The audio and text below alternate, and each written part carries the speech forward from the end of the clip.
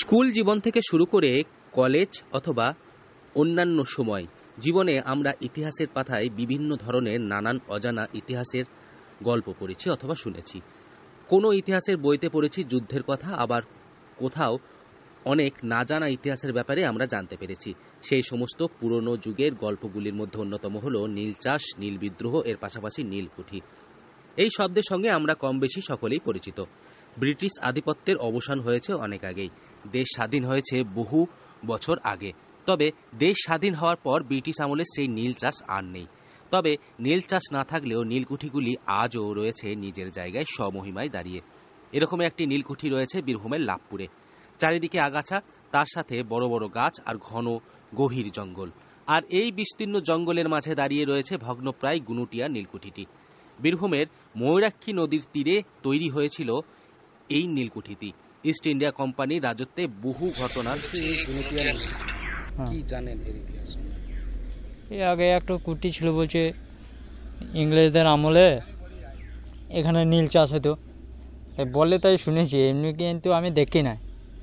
এমনি বাবারা বলতো, দাদুরা বলতো, সেইগুলা শুনতাম।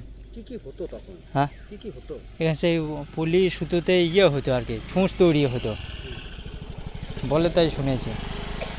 ছুঁচ তৈরি করতো, এইবার ওরা বিদেশ চালান করতো। এখান থেকে আর যেত, ওই এদিকে কোথাও বলছে এই কান্দিরের সাইডে আর একটা ওই কুটি আছে বলছে, ওইখানকে যেতাম। এখন সাক্ষী থেকেছে বাংলা, বীরভূম তথা আমাদের ভারতবর্ষ।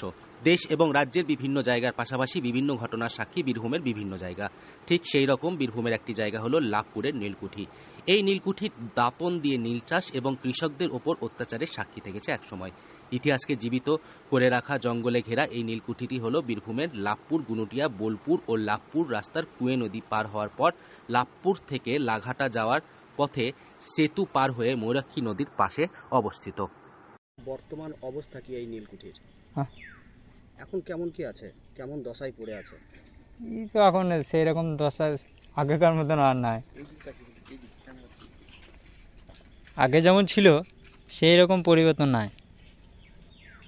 আগে এই কুটিতে কেউ ঢুকতেই পারত না, এখন তো সবাই ঢুকতেই পারছে। বাইরে থেকে পর্যটকেরা বা কেউ আসে এখানে? হ্যাঁ, আসে, এমনি দেখে চলে যায়। প্রসঙ্গত জানা যায় সময়টা নেহাতি কম নয়। 250 থেকে 300 বছর আগে জলপথে যাতায়াতের সুবিধা, আবহাওয়া, কাঁচামাল, উর্বর জমির জন্য বীরভূম জেলার লাক্ষা, তুঁত, রেশম, নীল প্রভৃতি ভালো চাষ হতো। রেশম চাষের জন্য 1775 সালে ব্রিটিশ বণিক এডওয়েন হে বীরভূমের লাভপুরে ময়ূরাক্ষী নদীর তীরে গুনুটিয়া কুঠি তৈরি করেন। জানা যায় প্রথম দিকে এখানে রেশম, তুঁত প্রভৃতি চাষের তত্ত্বাবধান করা হলেও পরবর্তীকালে নীল চাষ শুরু হয় ঠিক এই জায়গাতেই।